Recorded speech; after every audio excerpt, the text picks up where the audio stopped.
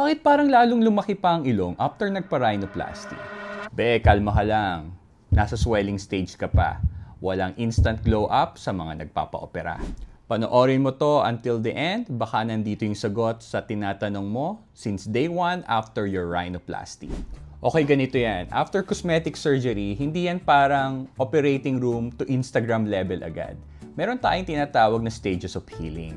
Normal lang ang pamamaga after surgery. Actually, sign yan na gumagana ang healing powers ng katawan mo.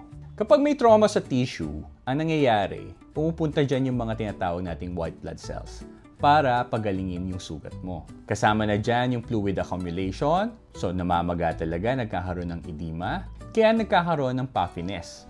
Hindi yan infection agad-agad, kaya huwag kang magpanic.